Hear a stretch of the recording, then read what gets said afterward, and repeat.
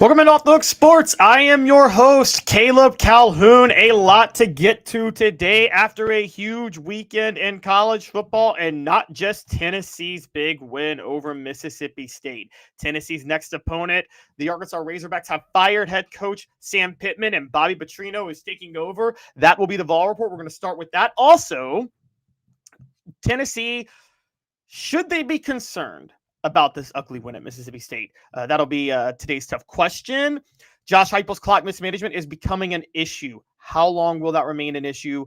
We need to discuss it. It's time to bring it up because it happened again. The Vols, though, unchanged in their AP and coaches poll rankings. How is that going on? What the HR? Also, SEC Power Rankings and our Week 5 college football recap. And we also have This Day in Tennessee sports history and the stat of the day. So a lot to get to. Hit that like and subscribe button. Ring the bell. Turn on your notifications. The show is represented by Banks & Jones, Tennessee's trial attorney. Play to win. Why settle? Banks & Jones, led by T. Scott Jones, banksandjones.com. We broadcast to you live every weekday at 10 a.m. Eastern from the Ted Russell Ford Lincoln studio. Ted Russell Ford Lincoln is your home for the finest vehicles in Knoxville. New and used, East Tennessee's largest Ford and Lincoln volume dealer.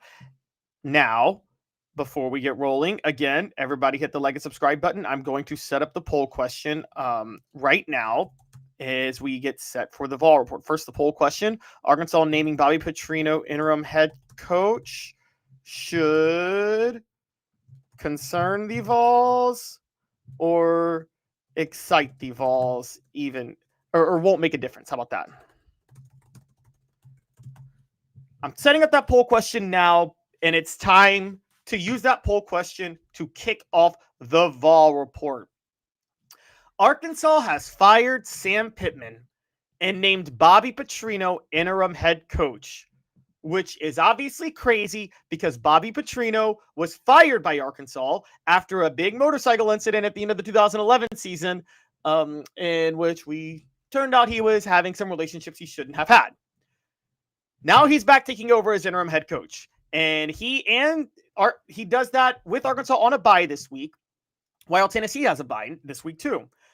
Petrino will make his debut as the head coach again, as the interim head coach, next week when Arkansas plays Tennessee, who will both be returning from a bye. This is the Vol Report, and it's brought to you by Hometown Realty LLC. Go to ryancoleman.org, Chattanooga's best from 27, or Knoxville's best, from 2017 to 2022. Hometown Realty LLC, ryancoleman.org, ryancoleman.org. The Vol Report discusses Arkansas firing Sam Pittman. And the poll question is up. What type of impact is this going to have on Tennessee football going forward? And again, once again, this is the Vol Report brought to you by Hometown Realty LLC. Look, Sam Pittman did a lot of great things for Arkansas in terms of as a football guy. He's a good character guy. He coaches players well. He develops them well, but his in-game clock management was always an issue. Whatever you think about him from a character perspective, there is no denying that Bobby Petrino is a better in-game clock management head coach. He's smarter in-game than Sam Pittman.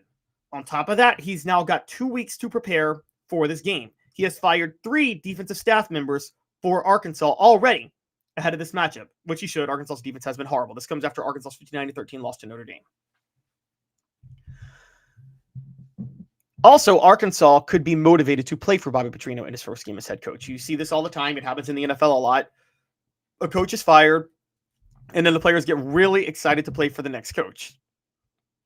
Taking all of that into account, and the poll question is up, Arkansas naming Bobby Petrino interim head coach should concern the Vols or won't make a difference. Again, that is the Vol Report brought to you by Hometown Realty LLC. Go to ryancoleman.org. Knoxville's best from 2017 to 2022. Download the app. Get instant updates, personalized searches, and more. Will this have an impact on Tennessee? I'm going to go ahead and give my answer, and I think it's no.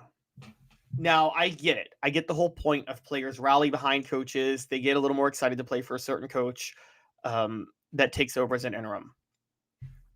Bobby Petrino is not that coach. Bobby Petrino is a schematic genius. He is. I give him a lot of credit for his scheming abilities. At the same time, Bobby Petrino is not the type of coach that resonates with players where they're all going to want to rally around for him and play for him.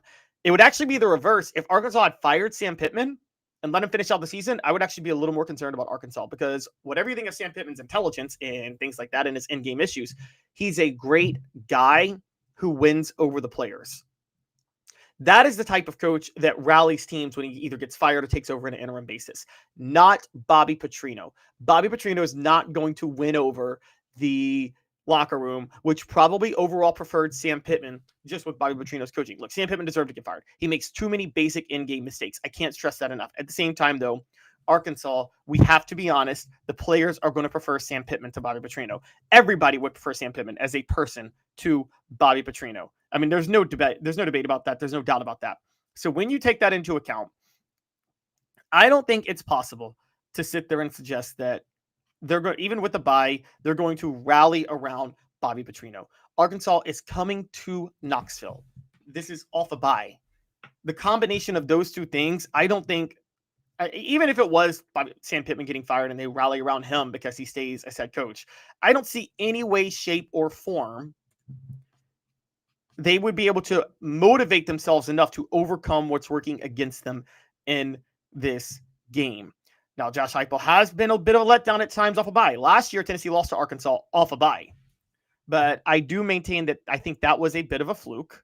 I don't think that's the common theme for Tennessee football in the Josh Heupel era to do something like that. As far as I'm aware, they have never lost a home game off a bye against under Josh Heupel, and that is going back to 2021. Going back to 2021, their record off a bye, we're just going to pull it up real quick. They had one bye in 2021, and after that bye, they had their biggest win of the year that year, which was at Kentucky, an upset win, 45-42.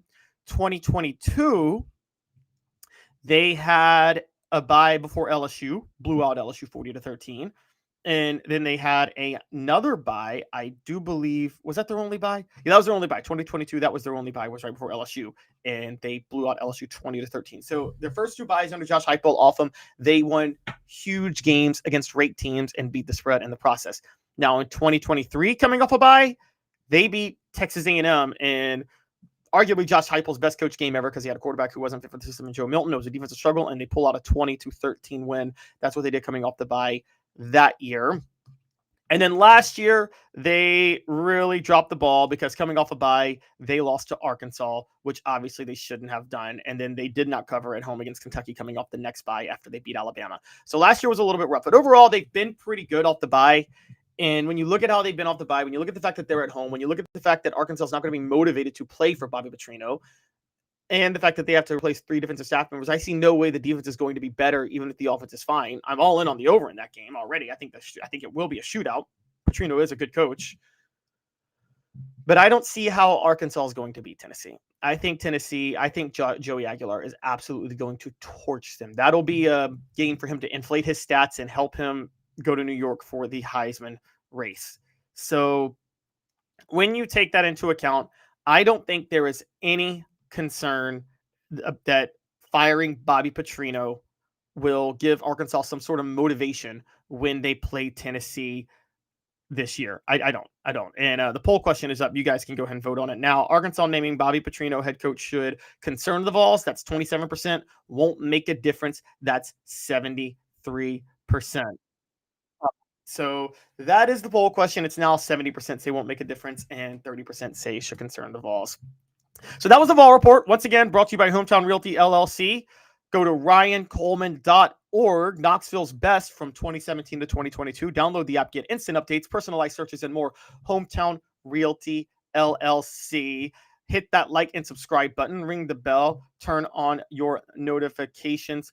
Tell a friend.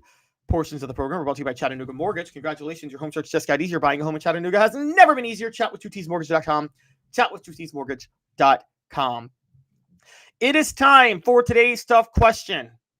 And it's brought to you by Banks & Jones, Tennessee's trial attorneys. Play to win, white settle, Banks & Jones, led by T. Scott Jones, banksandjones.com. Should Tennessee apologize for its ugly win at Mississippi State over the weekend. The Vols, based on analytics, took a pretty big hit needing overtime to win at Mississippi State. They dropped 4 spots to number 13 in the ESPN FPI. Their college football playoff chances have dropped. They now have a 40% chance. It's now likelier that they don't make the playoffs than they do. And this is coming off a win on the road against an SEC team that was undefeated. Should Tennessee apologize? Should Tennessee be embarrassed at all for a win at Mississippi State that was ugly, that they needed overtime to pull out? That is today's tough question, brought to you by Banks & Jones. Let me say this. There's a lot of stuff Tennessee has to clean up. They made a lot of mistakes in that game, aided by horrible SEC officiating, to be fair. But Mike Matthews dropped a pass that should have been a touchdown. Braylon Staley had a bad drop. It was a second straight week with a muffed punt that shouldn't have happened. Miles Kitselman had 2 drops when Joey Aguilar hit him right in the numbers over the middle. These mistakes can't happen. They almost allowed Mississippi State to pull off the win. However, it's a road game in the SEC against an elite opponent. So when you take all that into account, and I'm going to set up the poll question now. The poll question is up. Should Tennessee apologize for struggling, for needing overtime to beat Mississippi State? And I'm going to be as obnoxious as I was on Saturday, guys, when I bragged to you and told you guys that they were going to be dangerous. Say, yes, that was an issue, or yes, they made too many mistakes,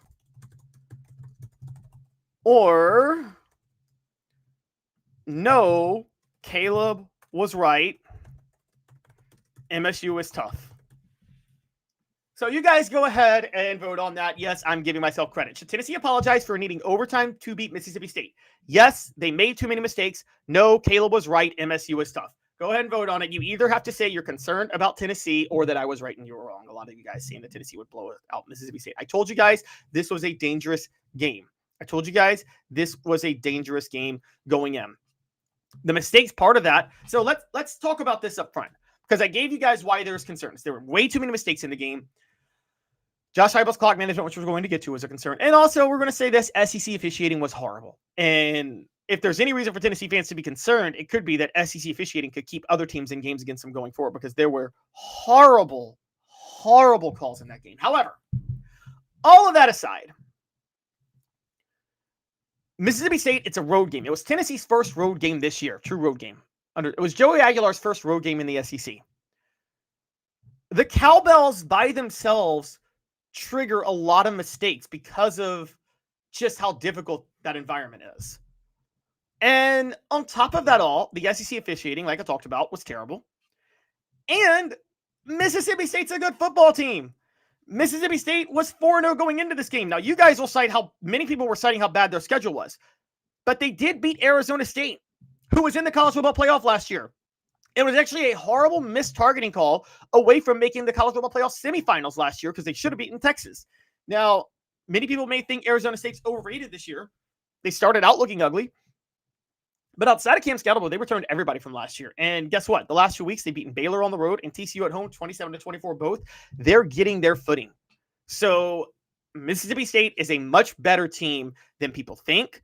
I thought that going in. I thought that at the beginning of the year. So I don't see a problem with Tennessee struggling to beat Mississippi State. I don't think there's anything wrong with it. An SEC win is an SEC win. You beat an SEC team on the road. You beat them on the road, and you beat a 4-0 team on the road that beat a team that made the college football playoffs last year in that same building, while the rest did everything they could to take the game away from you.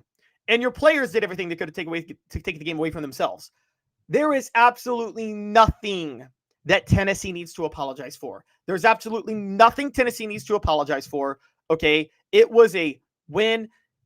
Yes, there's things you need to clean up. It's a game that could have gone either way.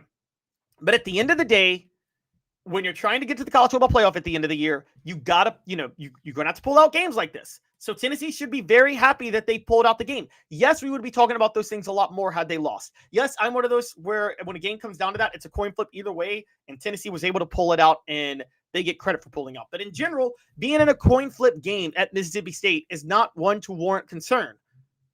Getting the win will give you the momentum you need to where you'll be fine going forward. I see no problem with Tennessee struggling to beat Mississippi State on the road when Mississippi State was undefeated going into that game and had beaten Arizona State at home. Today's Tough Question brought to you by Banks & Jones, Tennessee's trial attorneys. Play to win, why settle? Banks & Jones, led by T. Scott Jones, banksandjones.com. Why Banks & Jones? Well, it's because they're Tennessee's trial attorney. You can play to win with Banks & Jones because they'll go to trial. You've heard of other lawyers. They say they'll go to trial and fight for you. They won't. They just want to settle. That's the easiest way out. Well, that's not Banks & Jones, led by T. Scott Jones. They won't settle. They'll go to trial for you. Tennessee's trial attorney. They play to win. Truly, Tennessee's trial attorney when it comes to criminal defense or personal injury. Why settle? It's Banks & Jones. T. Scott Jones. banksandjones.com. The poll question up, should Tennessee apologize for needing overtime to beat Mississippi State? Man, this is dividing, y'all. 50-50. 50% say yes, they made too many mistakes. The other 50% say no, Caleb was right. MSU was tough. The answer is Caleb was right. MSU was tough. Now, Unsung is calling me out because he's saying I said Mississippi State would straight up beat Tennessee. But Unsung, I said that at the beginning of the year. I said after losing to Georgia, Tennessee was going to take Mississippi State more seriously, particularly with that being an afternoon game and not a night game. And because of that, I actually picked Tennessee to win last weekend, the week of, and I picked them to actually cover. So I was still kind of wrong, but I knew MSU was tough, and I talked about how tough they were. And so I think there is absolutely no reason for Tennessee to have been concerned about what happened on Saturday. Everybody's talking about that touchdown to Chris Brazzell that was waved off with the offensive pass interference, the worst call in the history of calls this year in the SEC. The worst part about that call was that the flag was thrown after he scored the touchdown, but not even after he made the catch. After he scored the touchdown. What's insane about that is that it shouldn't matter whether or not he makes a catch or score the touchdown. If you see the offensive pass interference, you throw the flag then. They threw it after he scored the touchdown.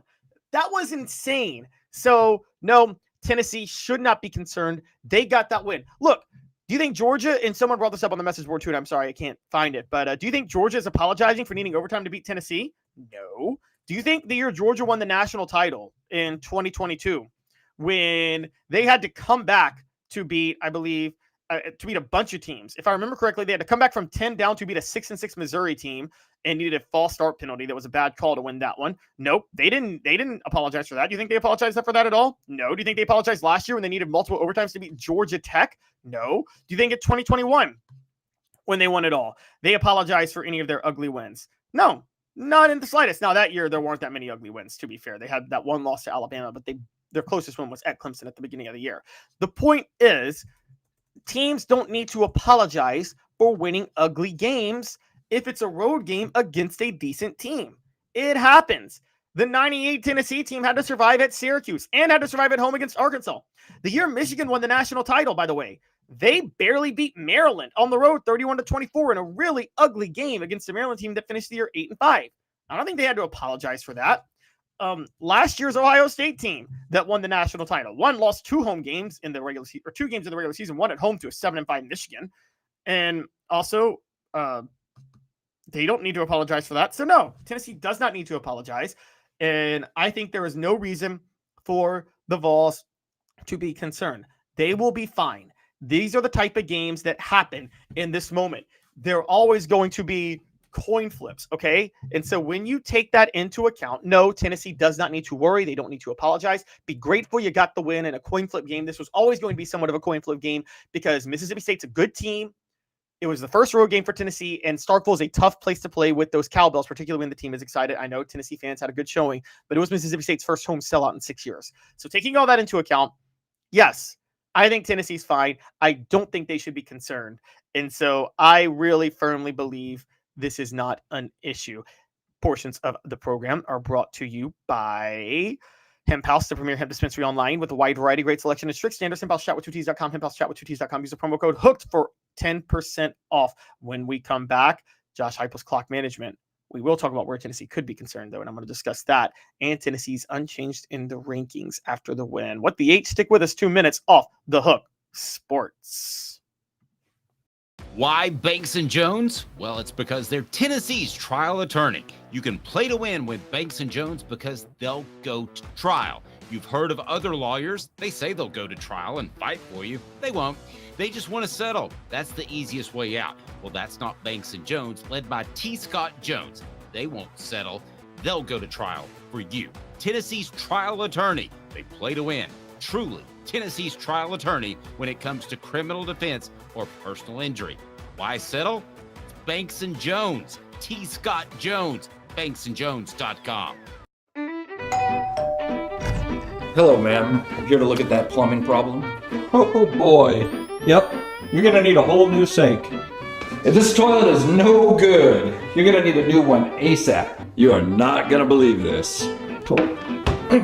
You're all out of milk. Have you heard about our service plan? I need to call Scott's. Scott's Plumbing, your trusted neighborhood plumber since 1977. Community banking is about location and much more. It's about family. We reside in your community. We are a part of your community. At Commercial Bank, our commitment extends beyond the walls of our branches.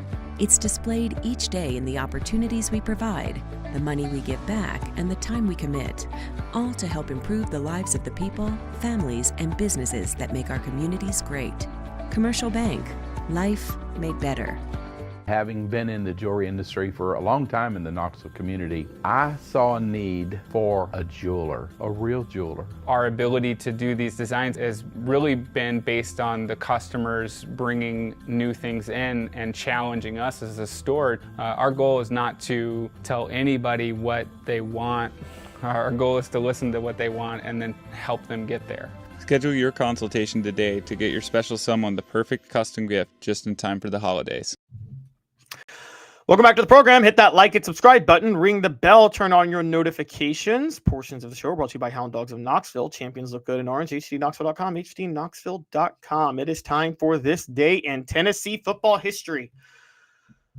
And on this day, 24 years ago, Tennessee played its first game after 9/11. So what happened in 2001? Tennessee started the year 2-0. They beat Syracuse, and then they beat Arkansas on the road. They were getting set to play Florida the very next week, and on Tuesday, obviously, the worst attack on American soil in this country's history happened in a horrific, tragic event. Everything was canceled that week, including the Tennessee-Florida game. Tennessee had a bye the next week, so Tennessee was off for 2 full weeks. And on September the 29th, they returned to play their first game post 9/11. They faced the 14th ranked LSU Tigers, who had also had 21 days off because they had a bye they had a canceled game the week after 9/11 and then had a bye the week after that.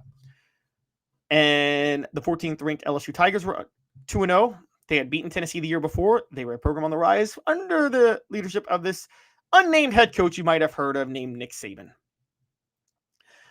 Tennessee welcomed LSU to town. It was a bit of a tough first half. It was kind of an ugly first half. And in the second half, Tennessee unleashed a walk-on wide receiver by the name of Kelly Washington, who had played 4 years of minor league baseball before going to Tennessee to be a wide receiver. Kelly Washington was unguardable. He was 6'4", freakishly athletic, super fast, and had one of the greatest halves of football in Tennessee history. And ended up finishing the game with 256 receiving yards, helping Tennessee break the game open to what would become a 26-7 lead. LSU did come back to make it 26-18, the final score, but it wasn't really that close. Tennessee flat out dominated, and they dominated because they were throwing the ball to Kelly Washington, and nobody could guard him on that day. Tennessee beat LSU 26-18 to get to 3-0, but the Washington Magic somehow didn't last. Like, literally didn't last twice, because first, the very next week, they lost at home to Georgia, despite having discovered Kelly Washington. And also, when they faced LSU in December later in the year, despite the Kelly Washington mismatch, they still couldn't beat them. They still lost. They still suffered an upset, losing 31-20 in the SEC title game. But on that September 29th day, Kelly Washington put on a show 24 years ago today. This day in Tennessee sports history is brought to you by Sports Treasures, carrying over 5 million sports treasures and so much more. Follow on Facebook for the best sports memorabilia. Daily updates, facebook.com/sports treasures TM, facebook.com/sports treasures TN.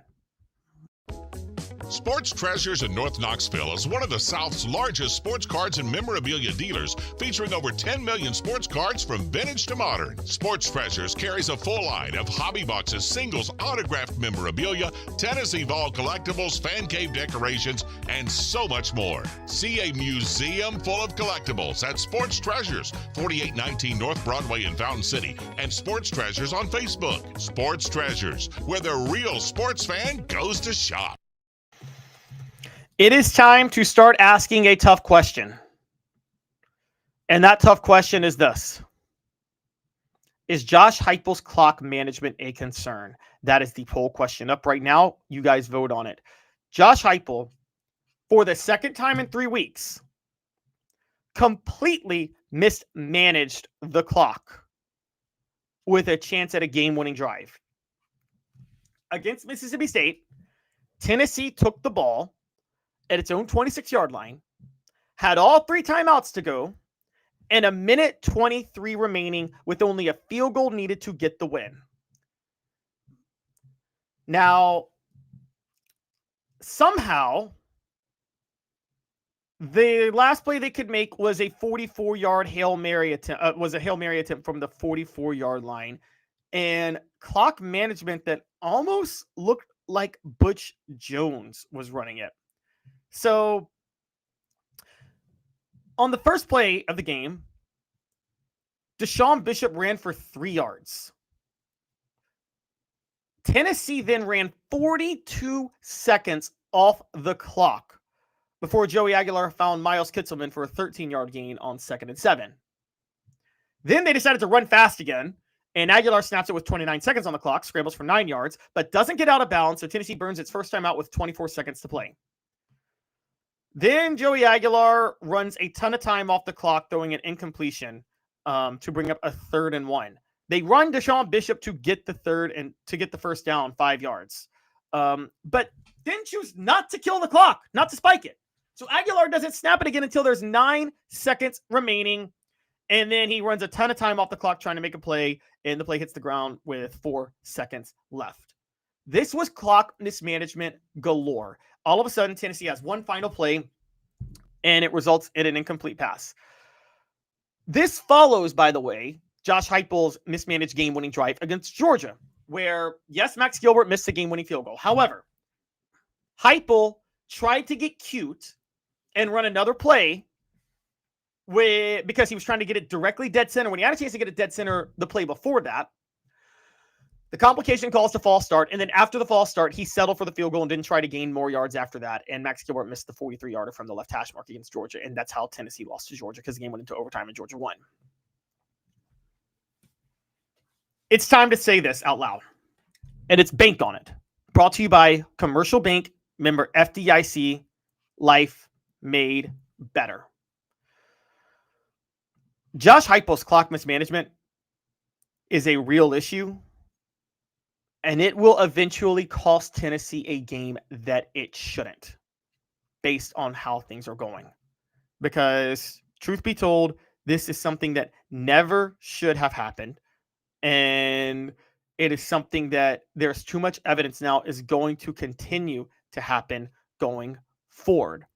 I also want to point out Josh Heupel's clock management on, I believe, the missed field goal drive. To be fair, I thought that some of the play calling on that was very, very questionable, if I'm being honest. Now, that was with a little under 2 minutes to go, and Joey Aguilar did get sacked on that drive, but it was 1st and 10 at the Mississippi State 27. And somehow it ends with Max Gilbert trying a 47-yard field goal when they had a 1st and 10 at the Mississippi State 27 with a minute 24 left to go. I'm sorry, but in those situations, if you're going to settle for the field goal, you may want to run for it maybe want to run forward, get the field goal, and get out of there with a 20-17 lead at halftime. You're getting the ball to start the second half. Go for the field goal, man. I got to be very critical of that too. So taking that into account, yes, it is bank on it. Josh, and it is, again, brought to you by Commercial Bank member FDIC, Life Made Better. Josh Heupel's clock mismanagement is eventually going to cost Tennessee a game that it shouldn't. Bank on it. Commercial Bank is your neighborhood bank. What makes us different from other banks? We understand that every customer has unique opportunities, challenges, and financial concerns. We don't expect you to fit into the same box as the next person or business. Whether it's purchasing a home, saving for your child's future, or planning for your next vacation, we're with you every step of the way to navigate life's big decisions. Commercial Bank. Life made better. Josh Heupel, in a press conference after the game, explained the situation after the Deshaun Bishop run in which he did not use the timeout. He said the Vols rushed to the line after the clock stopped for the first down. They quickly got the snap off, only to fire an incomplete pass. And Heupel put the blame on Aguilar. He said, quote, "We actually had the second play ready to go.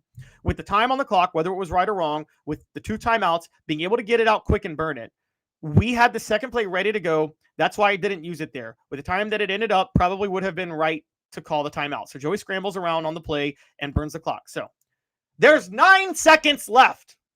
You cannot run more than 2 plays. You might as well burn the timeouts. There is no reason to save that timeout at that point. All right? This is a real problem, guys. The Heupel offense is based on tempo. How do you run out of time with a chance to win the game late when you have an offense based on tempo and you have the ball with, if I'm not mistaken, and we can quote this, you have the ball with a minute 16 to go, a minute 41 to go in the fourth, and you have multiple timeouts. How in the world at that point do you fail to get a chance to score within a certain amount of time? This is an offense, again, based on tempo. How do you run out of time? That should not happen. Josh Heupel's issues aren't just clock mismanagement. I think in-game coaching by Josh Heupel is getting more and more problematic. Now, let me be fair to Josh Heupel specifically with this game. It is possible he didn't want Mississippi State to get the ball back, and he was fine to take the game into overtime. And I think the reason was we saw what happened with Deshaun Bishop on that run. I think Josh Heupel knew that his defensive line and his offensive line had worn down Mississippi State's defensive line and offensive line. He was right on that. One play, Deshaun Bishop touchdown in overtime. Tennessee's able to win that game because of that. Maybe that's what he knew, and he was like, just don't screw it up. That's highly possible. Because if you have the advantage on the line of scrimmage, you want the overtime. At the same time, though, this isn't Josh Heupel's first mistake with us. I just talked about the end of the first half. We can also go to the Georgia game. Not just that final drive. The drive before that, where Heupel set on the lead. It was 35-30. They got a strip sack, and then Heupel ran it 3 times to settle for the field goal to give Tennessee a 38-30 lead over Georgia. When you know you're facing Kirby Smart and you got to punch that game out. You know you got to deliver the knockout blow, and you don't do it. Huge mistake. Before that, Josh Heupel in a shootout against Georgia in the first half of that game, punts it on 4th and 2 near midfield. Kirby Smart goes for it twice, hits one. That's the difference in the game, Kirby Smart's aggression versus Josh Heupel's conservativeness, okay? Josh Heupel does a lot of things right. I think he's a great schematics coach. He has done an incredible job in figuring out how to tweak his offense as times have changed.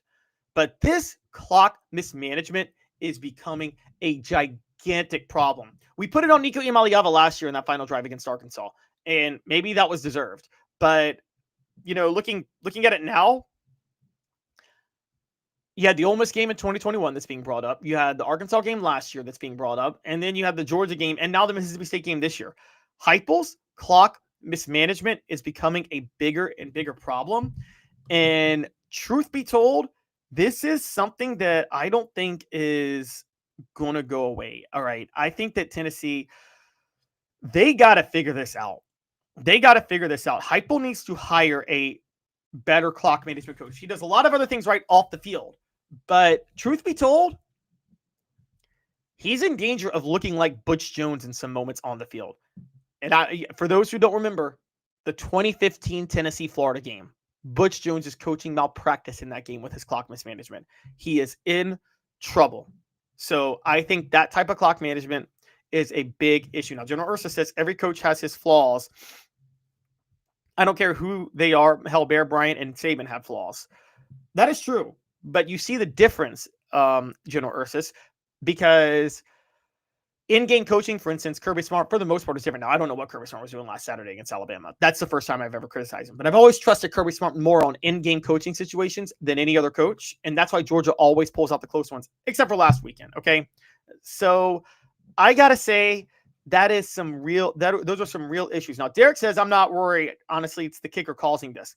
Well, Derek, part of the kicker causing this, though, is Tennessee has a new long snapper this year. And Josh Heupel should be aware of that. If you guys go back and look at the Max Gilbert missed field goal, and I always do this, a long snapper is the most underrated position in special teams. They have as much to do with success in field goals as the kicker does. If you guys want to know why Justin Tucker went from looking like the best kicker in the NFL to struggling severely before he then just got released because of his personal scandals, it's because Morgan Cox, former Tennessee long snapper Morgan Cox, left Baltimore. It's after Morgan Cox left Baltimore that Justin Tucker started to struggle. Morgan Cox then went to the Titans, and the Titans went from the worst field goal kicking team in the NFL to the best field goal kicking team in the NFL for about 3 years. This year and yesterday, that's a different story. We can talk about that. But Morgan Cox is the long snapper is a huge issue. That missed field goal was a bobbled snap, and Max Gilbert had to wait a second before he could run and kick it. That throws everything off, okay? Now, the first missed field goal against Georgia, totally on Max Gilbert. But the reason it was more difficult than it should have been was because Josh Heupel tried to get cute, and it resulted in a false start penalty. That one, the missed field goal by Max Gilbert against Mississippi State, I don't put that on him. Bobbled snap.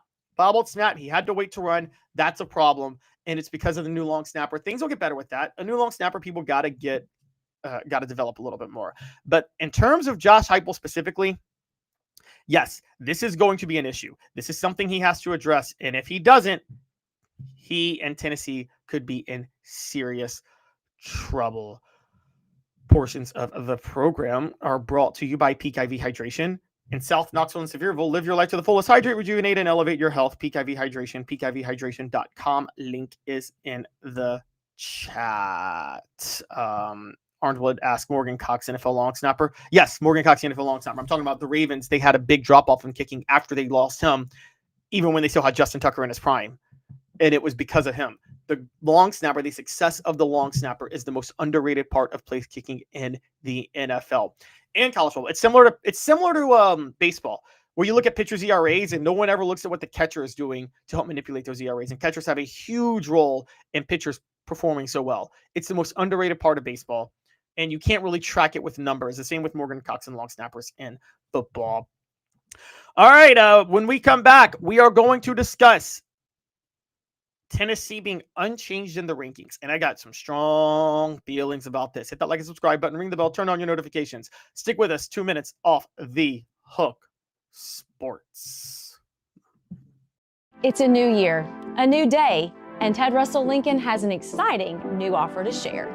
Right now, get a 2024 Lincoln Navigator with 0% APR for 72 months and up to $4,000 in bonus cash. Or drive away in a new 2024 Lincoln Corsair Grand Touring with 0% APR for 60 months and up to $4,500 in bonus cash. It's time to get excited about the ride. Come and see what a luxury car experience truly is at Ted Russell Lincoln Knoxville. Hello, ma'am. Here to look at that plumbing problem? Oh boy. Yep. You're gonna need a whole new sink. If this toilet is no good, you're gonna need a new one ASAP. You are not gonna believe this. You're all out of milk. Have you heard about our service plan? I need to call Scott's. Scott's Plumbing, your trusted neighborhood plumber since 1977. Having been in the jewelry industry for a long time in the Knoxville community, I saw a need for a jeweler, a real jeweler. Our ability to do these designs has really been based on the customers bringing new things in and challenging us as a store. Our goal is not to tell anybody what they want. Our goal is to listen to what they want and then help them get there. Schedule your consultation today to get your special someone the perfect custom gift just in time for the holidays. Sports Treasures in North Knoxville is one of the South's largest sports cards and memorabilia dealers, featuring over 10 million sports cards from vintage to modern. Sports Treasures carries a full line of hobby boxes, singles, autographed memorabilia, Tennessee Vol collectibles, fan cave decorations, and so much more. See a museum full of collectibles at Sports Treasures, 4819 North Broadway in Fountain City, and Sports Treasures on Facebook. Sports Treasures, where the real sports fan goes to shop. Welcome back to Off the Hook Sports. Portions of the program are brought to you by Quality Tire Pros, serving Chattanooga community since 1957. All major brands of tires, full service, automotive brake alignments, oil changes, and more. QualityTirePros.com. Walk in and say, hey, Bo, Off the Hook Sports sent you. QualityTirePros.com. It is time for What the H? And it's brought to you by Rick Terry Jewelry Designs. Looking for affordable game day jewelry? They want to be your jeweler. RickTerryJewelry.com. A game day Tennessee tradition. Tennessee is number 15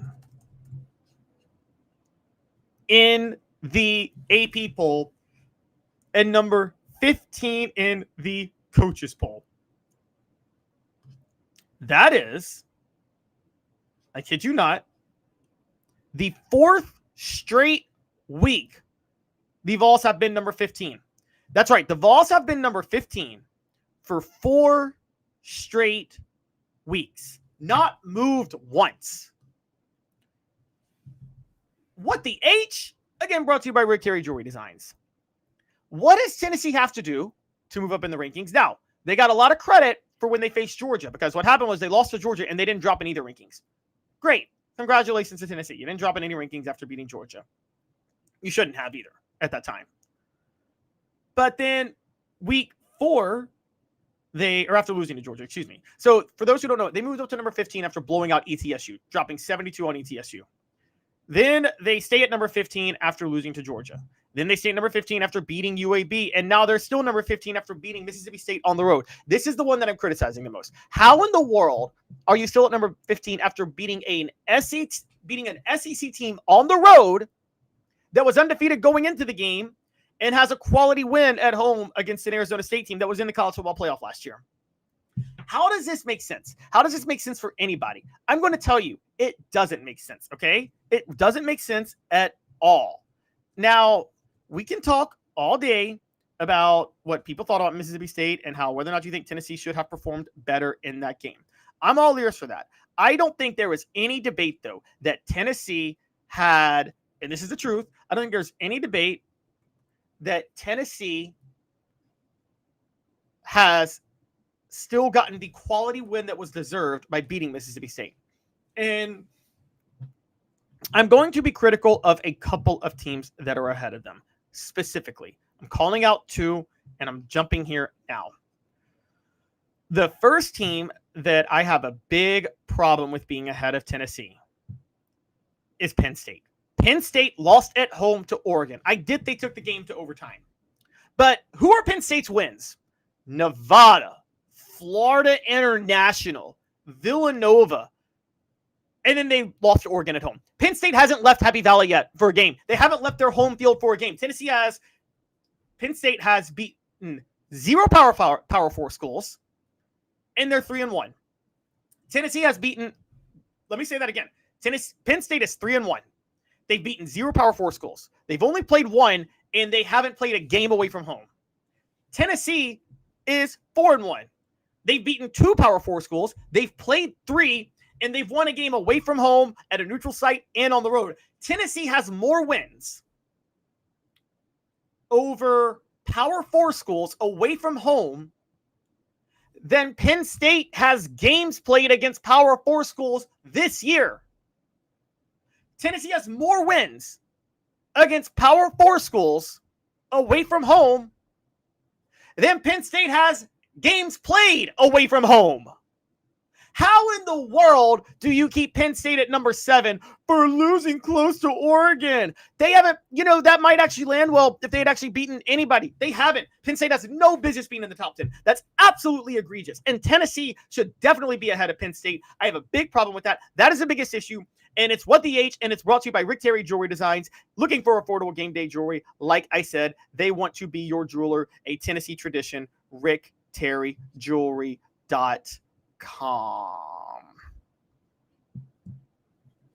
Having been in the jewelry industry for a long time in the Knoxville community, I saw a need for a jeweler, a real jeweler. Our ability to do these designs has really been based on the customers bringing new things in and challenging us as a store. Our goal is not to tell anybody what they want. Our goal is to listen to what they want and then help them get there. Schedule your consultation today to get your special someone the perfect custom gift just in time for the holidays.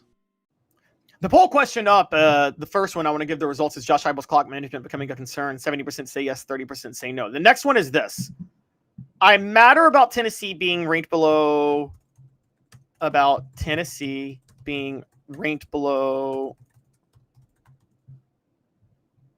Penn State, LSU, or both. Because my next one on this is LSU, and this is absolutely a travesty. LSU does have 2 Power 5 wins, including one away from home. But one is against Clemson, who is obviously not the Clemson we thought. The other is against Florida at home, who is horrible. Tennessee's wins over Syracuse and Mississippi State outweigh LSU's wins at Clemson and Florida. The win over Syracuse. Let's take the worst Power 5 win for each of them. For Tennessee, it's Syracuse. For LSU, it's Clemson. Syracuse beat Clemson. Now, yes, LSU was at Clemson, and Tennessee played Syracuse at a neutral site, but you still got to say Syracuse beat Clemson. Then, wait, we keep going.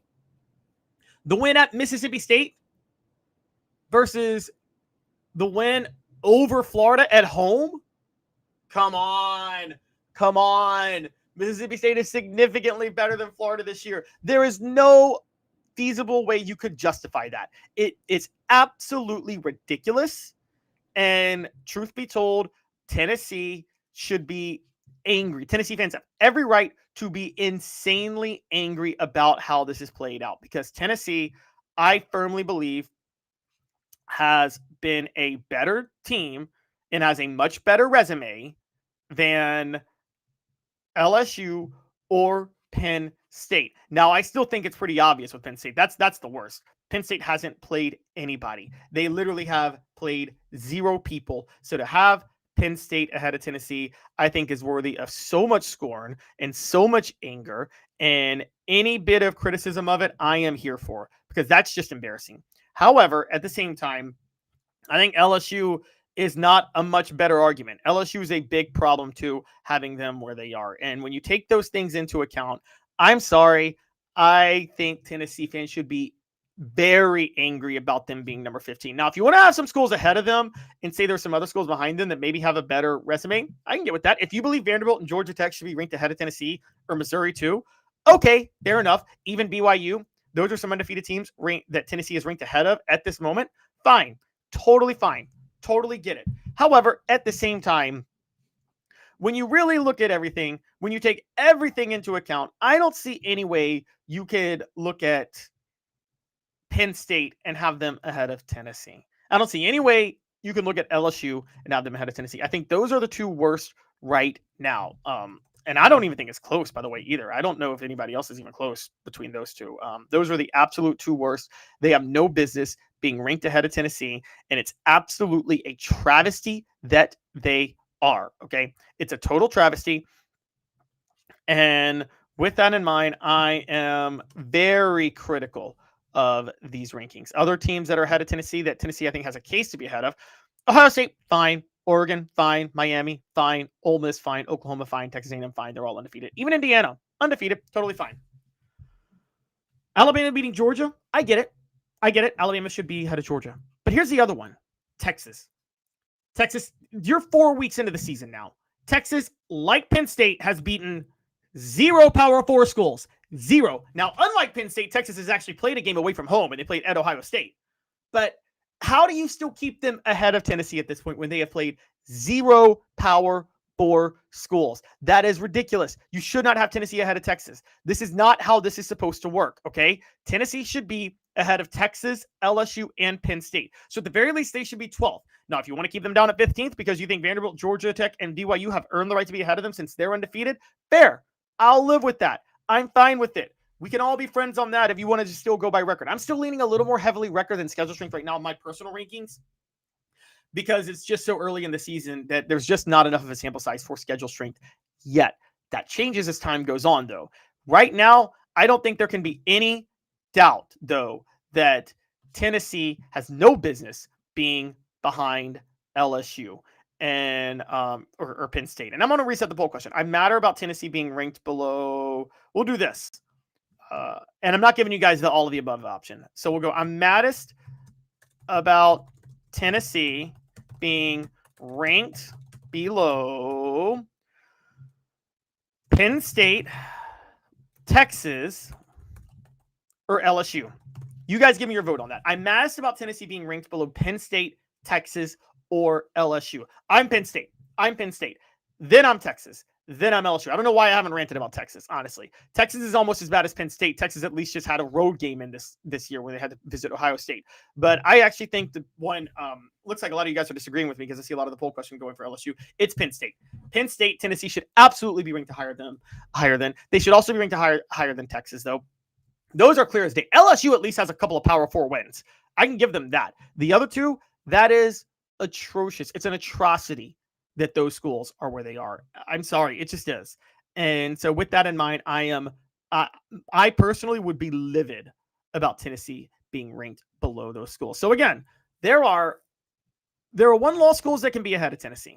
Like I just told you, Alabama, you can have them ahead of Tennessee. They just beat Georgia. You could have Georgia ahead of Tennessee. You could still, if you want, have Florida State ahead of Tennessee, even if they lost to Virginia. I understand why you would drop them now. But you cannot justify Texas, Penn State, or LSU being ahead of Tennessee this late into the season, given everything that has happened. Once again, Ohio State, Oregon, Miami, Ole Miss, Oklahoma, and Texas A&M, those are all fine. Indiana and Texas Tech, those are fine. Iowa State, that's fine. That's 9. Alabama, because of their quality win recently, that's fine. If you want a one-loss team in there and Alabama's quality win at Georgia, you want them there, totally fine. Georgia, because they beat Tennessee, fine. No issues with that. But LSU, Penn State, and Texas, I can't get over. There is no excuse for those teams to be ahead of Tennessee, and that is a real problem. And I think Tennessee fans have every right to be upset about it. The AP poll is killing its own credibility with stuff like this, and I think the longer they do that, the more they are going to hurt themselves. The poll question, I'm mad about Tennessee being ranked below. Penn State leads the way with a plurality at 44%, then Texas at 11%, but LSU is actually tied with them at 44% too. Penn State and LSU are tied in the lead for 44%, and 11% of you are saying Texas. Portions of the program are brought to you by the UPS store Hardin Valley, helping individuals and small businesses, wide range of products and services, locally owned and operated, 10629 Hardin Valley Road. It is time for the stat of the day.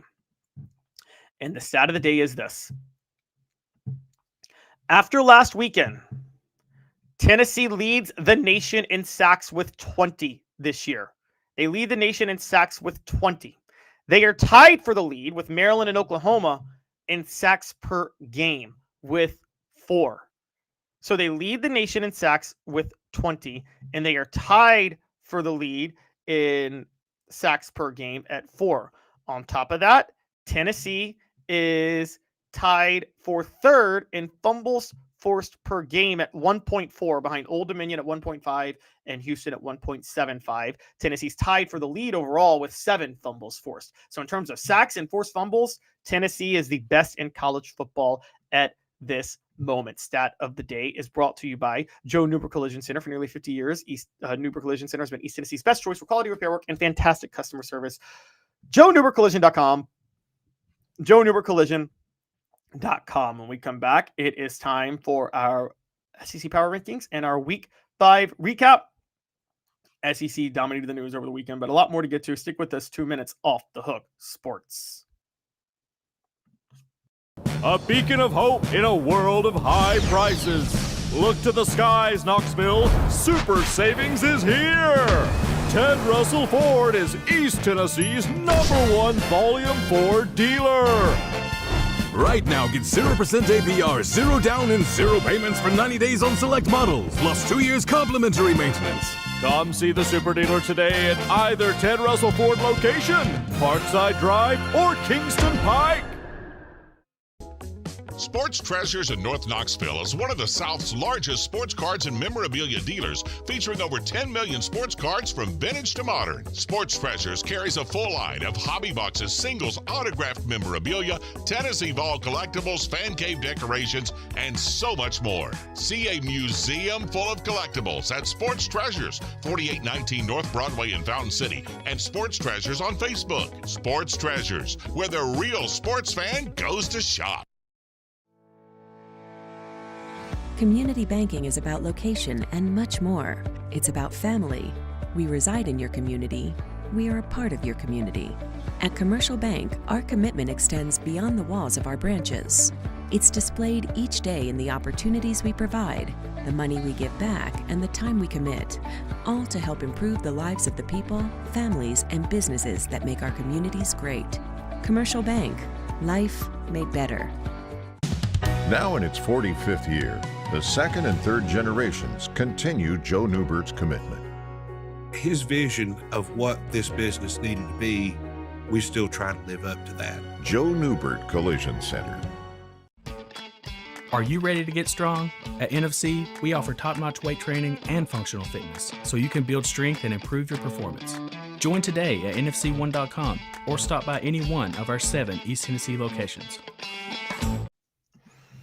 Welcome back to Off the Hook Sports. Hit that like and subscribe button and ring that bell. Turn on your notifications. Tell a friend building something great here at Off the Hook Sports wants you to be a part of it. It is time for our SEC Power Rankings. And here's how we're going to do this. And we separate them by tiers. And here is our tiers at this moment. Okay. We have season is over and clear cut top tiers. Those are separate ones. Season is over and clear cut top tiers. Then we have on the brink. All right. We have on the brink. And we have then questionable and good, but have to prove themselves top tier. So here's the 4 downs on this, okay? We're going to go season is over, on the brink, questionable, good, but have to prove themselves, and clear cut, okay? Actually, I'm setting this up a little bit different because that's 5 tiers, isn't it? That is 5 tiers. I'm just going to do have to prove themselves for one, and that's the largest one. You'll see what I'm talking about because everybody is on this list that is on this tier. Their season's not over, but they have to prove themselves. So season is over, on the brink, have to prove themselves, and clear cut top tier. These are our SEC Power Rankings. It is 4 downs brought to you by Ted Russell Ford Lincoln. Ted Russell Ford Lincoln is your home for the finest vehicles in Knoxville, new and used, East Tennessee's largest Ford and Lincoln volume dealer. And again, I'm going to do the Cooper May soundboard because for those who don't know, I do the soundboard because Dave, when he's on or when he's in, has the soundboard to use Cooper Mays' voice to tee us off for the 4 downs. And without Cooper Mays' voice, I like to impersonate him. So, Cooper Mays here. Hit like and subscribe. Thank you, Coop. All right. Time for 4 downs, the SEC Power Rankings. Coop here. First down. First down is this. Their season is over. And there's 2 people on this list. There's 2 teams on this list, and it's not going to be shocking who they are. Arkansas and Florida. Arkansas is officially down at number 16 now. I have dropped them below Florida because you can't lose to Notre Dame like that. If they just lost to Notre Dame in another heartbreaker, we'd be having a different story. They lost 56-13. That was embarrassing. They had clearly quit on the season, and because of that, the season is over. They are 2-3, and things aren't about to get easier for them. after losing 3 straight, because when they come off this bye, they're going to visit Tennessee, face Texas A&M. They're going to visit Tennessee. They're going to face Texas A&M, and they also still have to visit LSU and Texas down the road. There's no way Arkansas is making a bowl. This season is completely done for them. It's over. So Sam Pittman is fired. Number 15, also season over, Florida. They're 1-3. They had a bye this week, but coming off the bye, they're about to host Texas, and then they're going to have to visit Texas A&M. So they're going to be 1-5 before Mississippi State comes to town, where they might win that game, but they might also quit on the season on Billy Napier. We always debated who would get fired first between Sam Pittman or Billy Napier. Both of them were on the brink of getting fired in September last year. They held on to their jobs because of decent finishes. Tennessee helped that by losing to Arkansas. Ole Miss helped that by losing to Florida. And they were given another chance this year. Sam Pittman was the first to go this year. So with that, 1-3 Florida, they're coming on. They're going to be 1-5. So when they come back, so their season is still done. Their season is still done in my power rankings. I don't think there's any way to debate that. So season is over. Number 16 and number 15, Arkansas and Florida. That was Cooper first down. Now Cooper Mays here, second down. Cooper Mays second down is this. Their season's on the brink. They're hanging by a thread, but it could be over before you know it. And there's 2 teams in this list, and they played each other over the weekend. I am speaking, of course, of number 14, Kentucky. Kentucky is 14th on my list. They are on the brink. Kentucky looked like they had found something in Carter Bowley 2 weeks ago with when they blew out Eastern Michigan. But Mark Stoops' program then woke up to reality and got blown out by South Carolina, losing 35-13. Despite the fact that Seth McGowan ran 17 times for 112 yards, Carter Bowley threw 2 interceptions, had a 10.8 QBR. The quarterback woes continue for Kentucky. And the team that beat them on the brink is number 13, South Carolina. South Carolina getting back in the win column is a big deal. They are 3-2, still 1-2 in the SEC.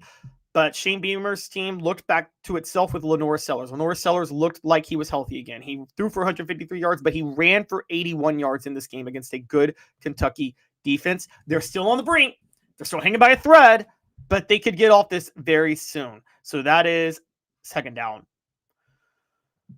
Tennessee Center Cooper Mays here. Third down. Third down is this. Good, but have more to prove. And this is the largest tier. Because to be in this tier, you are either undefeated without enough quality wins to prove your worth, or you have 1 or 2 losses, but no bad losses. So on this list, number 11 is Mississippi State.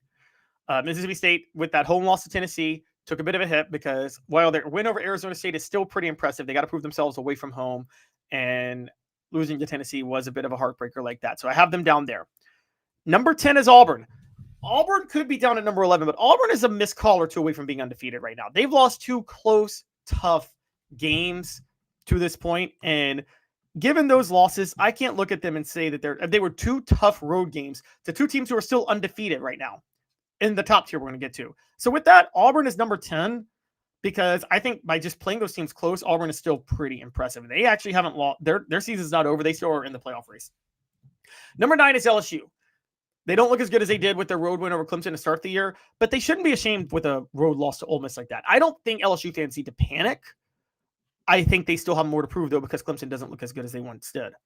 Number 8 is Texas. Texas did not play this week. They've been hit or miss for 3 weeks before then. They got a lot to prove, but they finally will get a chance at a Power 5 win over Florida next week. They got the easiest schedule in the SEC. Greg Sankey looking out for them and protecting them is absolutely insane.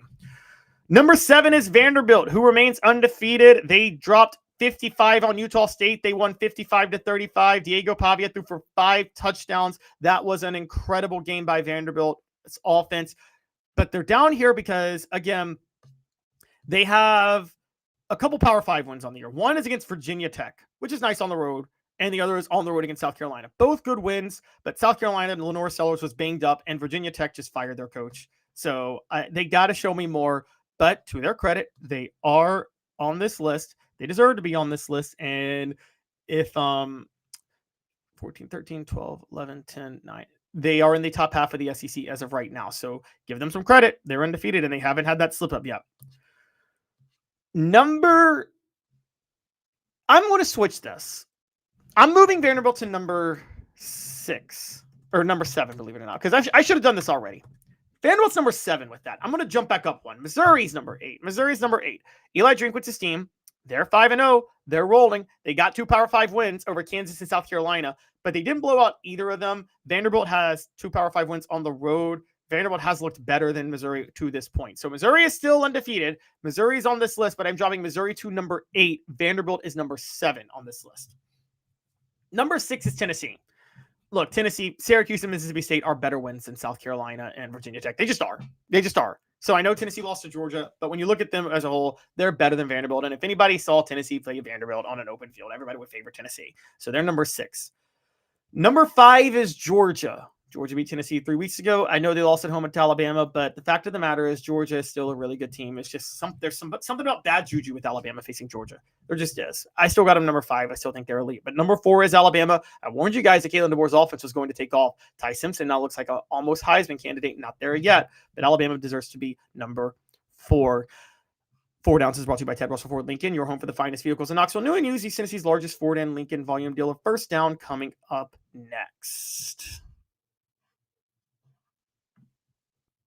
A beacon of hope in a world of high prices. Look to the skies, Knoxville. Super Savings is here.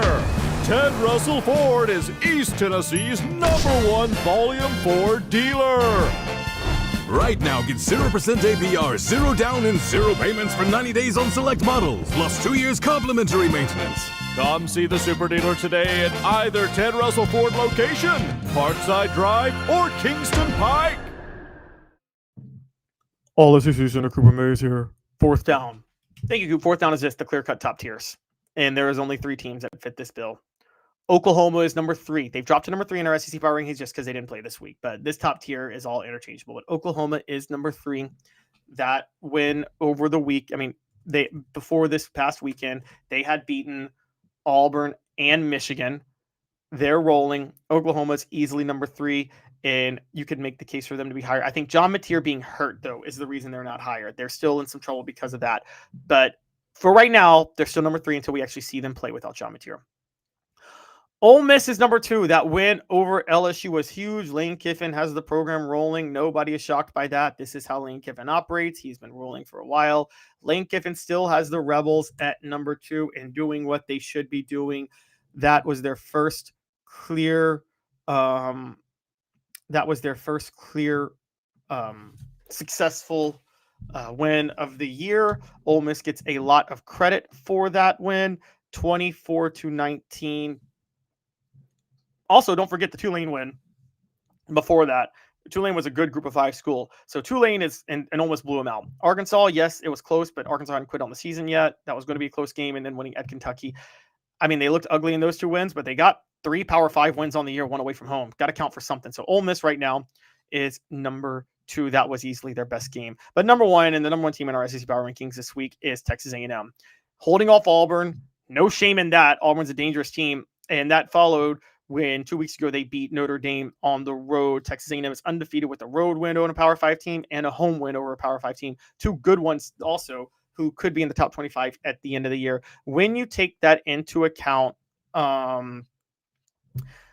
that I have to say that Texas A&M, Ole Miss, and Oklahoma are the top tier schools in the SEC at this point. That is your SEC power rankings. Clearly the toughest conference in college football this year once again, but things are intriguing as they go. It is time for our Week 5 college football recap. Hit the like and subscribe button, ring the bell, turn on your notifications. This is going to be Hot or Cold, brought to you by City Heating and Air Conditioning. 50 years in East Tennessee, integrity matters, cityheatandair.com. Here's how we're going to approach our recap. I'm going to name a team and what happened over the weekend. And I'm going to say, am I hot or cold on them?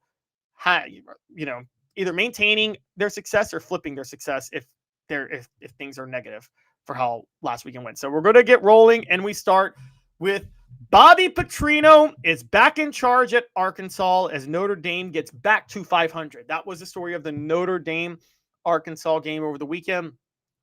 Notre Dame won 56-13 in a blowout. Marcus Freeman's team is back to 500 after 2 tough losses to open the year. Am I hot or cold on Notre Dame? I'm cold on them doing what they want to do by the end of the year, though. Even with them being back to 500, I don't care if they win out. They're not getting to the college football playoff. They just don't have a path at this point. So either way, I'm cold on them, and I'll be cold on them the rest of the way. Bobby Petrino back in charge at Arkansas. Am I hot on Arkansas turning any sort of corner with that after 3 straight losses? Nope. Cold on Arkansas, too, because Bobby Petrino's not going to rally the team, and he's a good offensive coach, but that was already there. So, no, I'm cold on them. Auburn suffers second straight heartbreaker as Texas A&M keeps rolling after a bye. Despite 2 straight close losses with Auburn, I am hot on them riding the ship. They have a bye now, and then they get Georgia and Missouri at home. I'm cold on Auburn making the college football playoff. I'm cold on them making the college football playoff, but I do think they're going to finish in the top 25 when the year ends. They have 3 legitimately tough games left: Georgia, Missouri, and Vanderbilt. I think they're going to be favored, and Alabama, 4. I think they're going to be favored in all but 2 of their remaining games. So I do think they're going to finish 8-4. 8-4 is where kind of you want to stand if you're Auburn this year after last year, just to prove that you're getting better. On the flip side, though, Texas A&M is now undefeated. I have the number 1 in my SEC power rankings. Am I hot on them maintaining this? Yes, for the near future. Texas A&M is about to get Mississippi State at home. They're about to get Florida at home. They're about to visit an Arkansas team that's quit. So Texas A&M is about to be 7-0 going forward. They're about to be 7-0 going forward. And at that point, they face LSU on the week before Halloween, and what could be an epic showdown and a visit to LSU. Then they visit Missouri. So yeah, no, I'm hot on Texas A&M, at least for the time being, continuing to build on this momentum. Ole Miss and Alabama get huge wins, but Georgia and LSU are still okay. Ole Miss, I talked about this, had to prove themselves to a certain degree. They did. They proved themselves with a big win at home against LSU. They now have 3 Power 5 wins. And Alabama goes to Georgia and proves that it still owns Georgia by beating Georgia on the road. That's crucial after Alabama's lost to Florida State at the beginning of the year. Kalen DeBoer and the Ty Simpson offense is starting to take off. They're going to be dangerous. Both of them are good. But Georgia and LSU are still okay. There's no shame in losing this type of game, particularly LSU. LSU lost a road game to an undefeated team that's really good. No shame in that. People are really overreacting to Brian Kelly and LSU's issues. Georgia at home, bit more of an issue. Georgia also does have a bit of a tough slate the rest of the way, but still, I think they're okay overall. Penn State and USC choke again in the big moment. Just when you thought Penn State and Lincoln Riley were back, just when you thought they were back, they blow it to Illinois, who just got waxed last week by Indiana. Big comeback win for Brett Bielema and company, but I think that's much more about USC with Lincoln Riley choking in the big moment once again. Same is true with Penn State and James Franklin. James Franklin lost that game. I'm going to say James Franklin lost that game. You don't put the ball in the air in that situation. You were running the ball so well in overtime, or so well in the fourth quarter. Oregon was tired. You keep it on the ground, but you put it in the air, and that's how you lose to Oregon, which finally Oregon gets its first signature win of the year. But Penn State chokes in another big game. Indiana continues to prove it's legit. After blowing out Illinois last week for a quality win, Indiana goes to Iowa and gets a road win at Iowa 20-15 in a totally different game. They dropped 63 to beat Illinois, and then they beat Iowa 20-15. They show they can win at home. They show they can win on the road. They show they can win an offensive shootout. They show they can win a defensive struggle. They show they can win in a blowout. This Indiana team is better than last year's, and they actually have a quality resume now, and we got to give them some credit. Florida State suffers a shocker. Florida State. Oh, by the way, let me say this on the teams. I didn't even say it. I'm hot on Ole Miss. No, I'm sorry. I'm cold on Ole Miss maintaining their success. I got to go back to that. I'm cold on Ole Miss maintaining their success because we always know right when Lane Kiffin gets a win, when he drops one elsewhere, he's going to do it soon enough. That's my projection. I'm hot on Alabama continuing to get better. I'm hot on Georgia and LSU still being fine and major threats too. Penn State, I am cold on them. Am I hot or cold on Penn State long term in terms of what they were able to do in this game? Well, and this kind of applies to what happened last year too with Penn State, and it's why the SEC complained. Yeah, I'm hot on them being able to right the ship because they got UCLA, Northwestern, and a visit to Iowa where they'll win coming forward. And they get Indiana at home. So even though I think Indiana's good, Penn State getting them at home is a big deal. Ohio State on the road, that'll be a loss for them, and then they'll be 10-2, and they'll have to make a case to get into the college football playoff at 10-2 that I'm not sure they'll have, but we'll see how that plays out. Getting back to where we were. As for Oregon, am I hot on Oregon being fine after the Penn State game? Yeah, they get Indiana at home, believe it or not. And I think Oregon's winning out. Oregon has a clear path to 11-1 now. They might have just punched their college football playoff ticket. That was going to be the toughest game they faced all year, and they passed. They don't have to play Ohio State or Michigan this year, so they get a really good break in the schedule. As far as the losing teams, or as far as the other teams, Illinois rebounding, do I think this is going to be a long-term thing for Illinois? No, I think it was more about USC choking because they're going to visit Purdue and get a win, but then they host Ohio State. I think they're going to lose at home to Ohio State, and when they do that, I just don't think they're going to have a case to get to the playoff, even with that USC win, because while USC choked, do I think they can right the ship? No, they're going to visit Notre Dame soon. I actually think they're going to lose at Notre Dame. The Michigan game's a toss-up, and they still have to visit Oregon. USC is not going to cost themselves a college football playoff berth this year with that loss. And back to Indiana. Again, Indiana plays a much tougher schedule this year. I'm impressed with what they're doing so far, but they're about to visit Oregon. They're going to lose that game, and they also have to visit Penn State. I do think they're going to lose both of those games, so I think it's going to be tough at that point for them to make the playoff. However, Penn State chokes in big games. So if they do lose those two, they'll be 10-2, and they'll have a much stronger case at 10-2 for the playoff this year than they had at 11-1 last year. So I'm actually hot on Indiana still having a path to the college football playoff with that win over the weekend. Florida State's shocking loss to Virginia on Saturday. That one was incredible. It was a Friday night game, a fluke game on the road. Those type of games happen in college football. And kudos to Virginia. And I just want to point this out, by the way, guys. If you wonder why Dabo Swinney is in trouble, well, Tony Elliott is doing a very good job at Virginia. He was the offensive mind behind Clemson's success in the 2010s, and Brent Venables now is having success at Oklahoma. That's why Dabo Swinney and Clemson has fallen apart, losing both of them. Virginia gets a huge win. This is a program-changing win for Virginia, and I'm actually hot on this staying a program-changing win. They now get to go visit Louisville in what could be a big game. Louisville, for the record, is undefeated right now.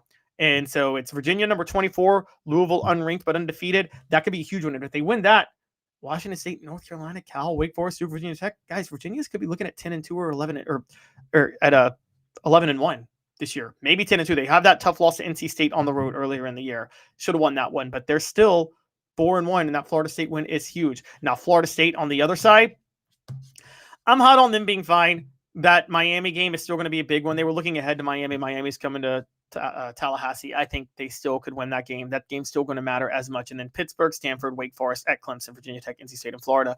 The only thing this means for Florida State is they have to beat Miami. They have to beat Miami because the schedule strength won't favor them otherwise. Even with that win over Alabama at the beginning of the year, your overall body of work has to matter. So they have to beat Miami. Now, moving forward, Vanderbilt, Missouri, BYU, and Iowa State stay undefeated, all of them. But can any of them make the college football playoff? Iowa State has some Power 5 wins that don't look as good anymore as they once did. However, they did beat Arizona 39-14, and they're 5-0.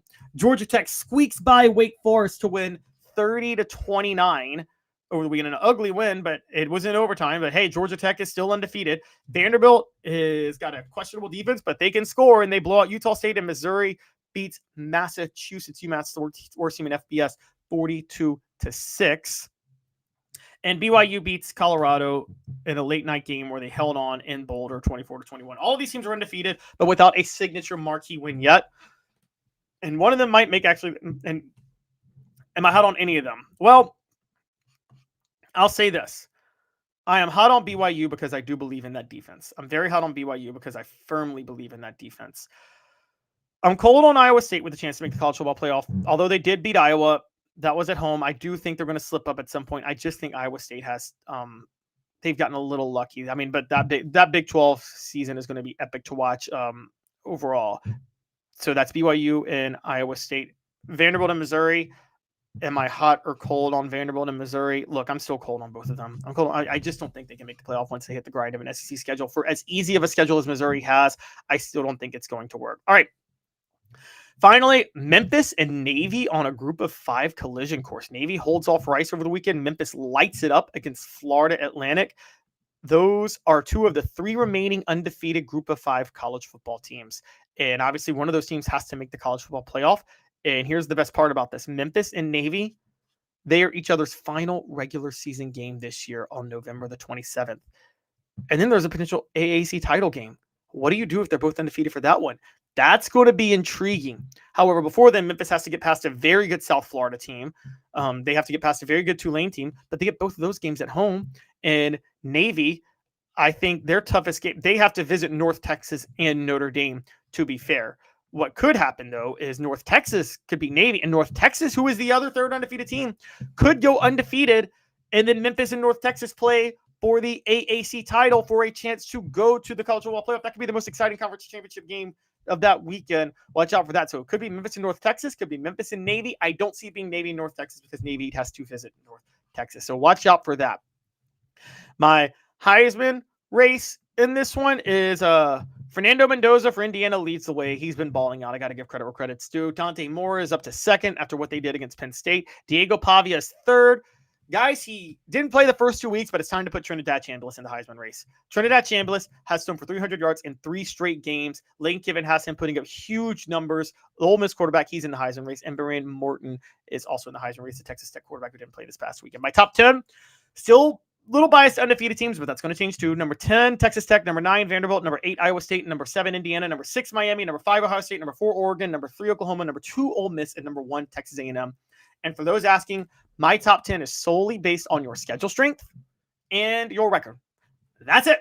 And I don't care about your preseason. I don't care about any projections. It's solely on that. And I'm actually throwing out your total number of group of 5 wins. I'll factor in road or home wins at this point. But we're well enough into the season where I can factor in your group of 5 wins and where I can just factor in your overall schedule strength. So hot or cold, brought to you by City Heating and Air Conditioning. Final thoughts after a quick message from City Heat and Air. Hi, Mike Davis here with City Heating and Air, reminding you to always dare to compare. Our team provides quality local heating and air service, installation, and maintenance across East Tennessee. We use only the best equipment like American Standard Heating and Air Conditioning for your residential, new construction, or commercial needs. Honesty, dependability, and customer satisfaction have been the cornerstones of our business since 1961. City Heat and Air. Dare to compare.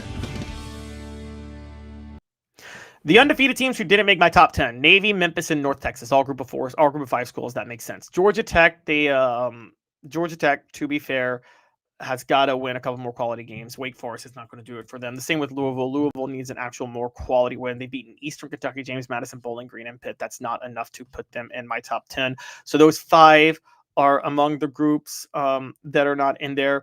BYU and Houston have to prove a lot more. Both of them are not in there at this point. Now Houston does face Texas Tech, who is in there. That could change things this week. We'll see. On the other end, Maryland is an undefeated team that is not in this list. Maryland has literally played nobody to this point. They have had the worst schedule of anybody. So no, they're not going to be in my top 10 yet. Again, it's a Big Ten schedule. That'll change over time. UNLV, I forgot about UNLV as an undefeated group of 5 school with Dan Mullen. They're doing very, very well. I totally forgot about them, but their best one is at UCLA, and that's saying something because UCLA is god-awful and the worst team in Power 5 play. So moving on, I'm continuing to move on with undefeated teams that aren't in my top 10. At this moment, Missouri is not in my top 10. Missouri has beaten literally nobody. Literally nobody. When Kansas and South Carolina are your 2 best wins and they're at home, you got to do more than that. But Missouri's undefeated, and they're in the SEC. So those are the ones that are the biggest ones. Couple of one-loss teams to keep an eye on. Georgia, Alabama, Tennessee are obvious ones. Arizona State's another one. I know they beat Mississippi State, but they've won back-to-back 27-24 wins against Power 4 schools, and they could be back in the Big 12 race. So we'll see what goes on from there. Hit that like and subscribe button, ring the bell, turn on your notifications, tell a friend. The show represented by Banks & Jones, Tennessee's trial attorney, play to win, white settle, Banks & Jones, by T. Scott Jones, BanksandJones.com. We broadcast live from the Ted Russell Ford Lincoln studio. Ted Russell Ford Lincoln is your home for the finest vehicles in Knoxville. New and used, East Tennessee's largest Ford and Lincoln volume dealer. We do that every weekday at 10 a.m. Eastern. I want to thank you guys all for tuning in today. I will be back tomorrow to continue coverage of Tennessee football as their bye week, as they enter a much needed bye week. You guys have a great rest of your Monday.